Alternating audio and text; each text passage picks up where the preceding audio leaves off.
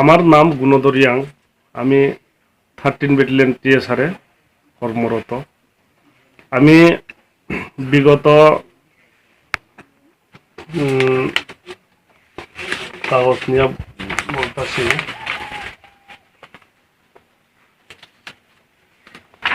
2 তারিখ 4 মাস 2021-এ আমি ভলান্টিয়ার পেনশনের জন্য আমি অ্যাপ্লাই করছিলাম। এটা হলো অ্যাপ্লাইয়ের কাগজ। তখনকার আমি 21 বছর কমপ্লিট হওয়াতে আমি ভলান্টিয়ার পেনশনে লাগিয়ে আমি অ্যাপ্লাই করি। করার পরে আমি লাস্ট অবধি এই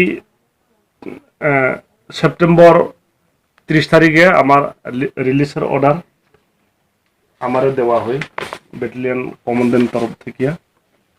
আর এটা হলো পুরা আমরা ব্যাটালিয়নের নিয়ম আছে আউটস্ট্যান্ডিং ডিউসের জন্য পুরা আমাদের 13 ব্যাটালিয়ন TSR এর যতটা পোস্ট আউটপোস্ট আছে PS আন্ডারে আছে সবাইকে কমান্ডেন্ট অফিস থেকে মানে ক্লিয়ারেন্স আউটস্ট্যান্ডিং ক্লিয়ারেন্স দেওয়ানে লাগিয়া গুণধর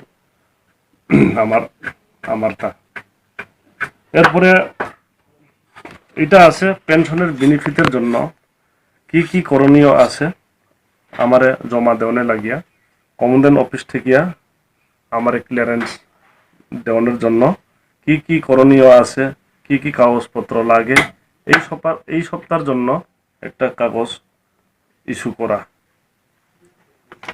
কিন্তু খারাপ বশত এই সব রেডি হওয়া সত্যিই হঠাৎ করে আমার ফ্যামিলি পুরান্তি রিয়াং একটা পিটিশন দাখিল করে 28 তারিখে কাঞ্চনপুর PS-এ 28 তারিখে ক্রিমিনাল কেস একটা দাখিল করে এরপরে একটা পিটিশনও তাই লেখে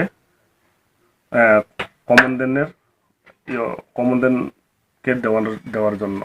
29 তারিখে বিকালবেলা কমান্ডেন্ট কাছে যাই, কমান্ডেন্টের অফিসে যাই আর বড়বাবু হাতে দিয়া দেয়। আর এরপরে আমাকে বড়বাবু বলে যে তোমার একটা কাগজ নিয়ে যান অফিস থেকে। আমি অলরেডি 30 তারিখে পেনশন বলে আমি অলরেডি ক্যাম্প থেকে আমি বের হয়ে আমি আমার নেটিভ ভিলেজ তুইসামাতে আমি এসে পড়ে। কারণ হইল কি পুরান্তি আর দিবাকর তারা অবৈধভাবে তারা দুইজন সুসম্পর্ক স্বামী স্ত্রী মতো তারা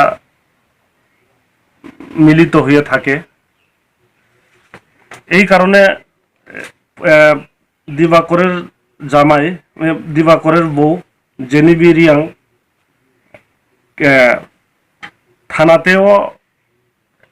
থানাতেও FIR করছিল, কিন্তু থানা থেকে কোনো কেস রেজিস্টার হয়নি।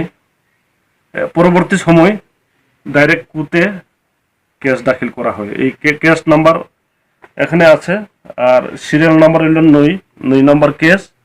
আর কেস নাম্বার হইল এই বিভিন্ন লেখা আছে IPC দ্বারা কাগজের মধ্যে আছে।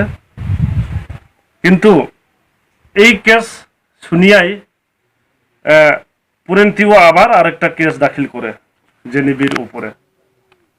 জেনিবির উপরে প্লাস আমার উপরে জেনিবির উপরে তারা দিবাকর আর পুরান্তি মিলিত হয়ে আরেকটা কেস দাখিল করে।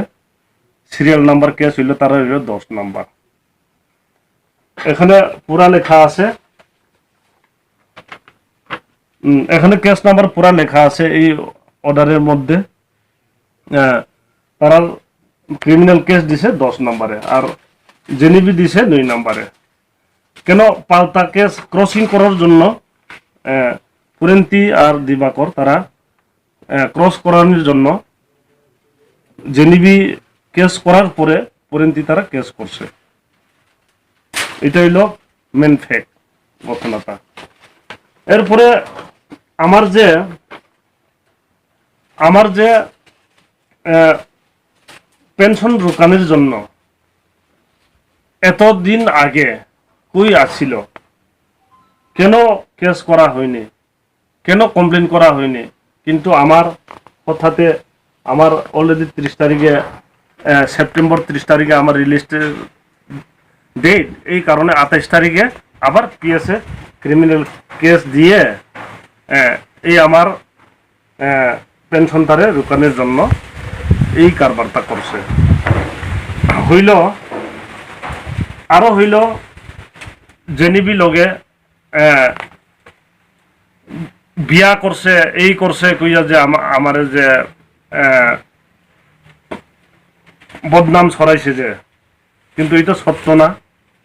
গ্রামে মুরব্বীগণ আছে, গ্রামে জনসাধারণ আছে, সবাইরে জিজ্ঞাসান। কেন আমি নিজের পক্ষে আমি ভালো কইব, কিন্তু আপনারা গ্রামে গিয়ে জিজ্ঞাসাবাদ করেন আমি কি জেনিবিকে বিয়া করছে না করছে না। মেন সত্য ফ্যাক্ট হইল পুরেন্তি রিয়াং হইল পেশাগত কন্ট্রাক্টর। মেন ফ্যাক্ট পুরেন্তি রিয়াং হইল পেশাগত কন্ট্রাক্টর। ওই জয়শ্রী একটা বাজার আছে, জয়শ্রীর পূর্বে গ্রামের নাম হলো জয়শ্রী পূর্বে যে গ্রামের নাম হলো কি গ্রাম বলে একটা রিয়াং গ্রাম আছে। এখানে একজন ভদ্রলোক, তার নাম হইল সোনারাম রিয়াং বলে একজন, আমার মিসেসে অবৈধ সম্পর্ক হয়ে গেল।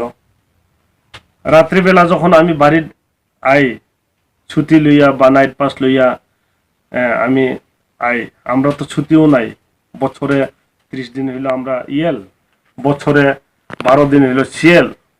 কিন্তু আমাদের যে অথরিটি যদি কোনো সময় আমরা ফেসিলিটি দিলে, নাইট পাস বলে কিছু আছে, এই মনে করি খুব কষ্টে চাকরি করি, কষ্টেতে বাড়িতে একটা কাজ পাইল, বিল্ডিং এর কাজ আরডি ডিপার্টমেন্টে বান্দারি মাতে।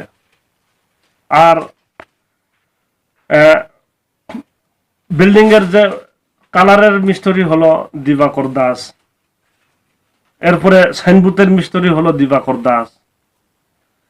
তাহলে পুরেন্তি রিয়াং দিবাকর দাস লগে কেমনে চিনা পরিচয় আমি তো এটা বলতে যাইব না।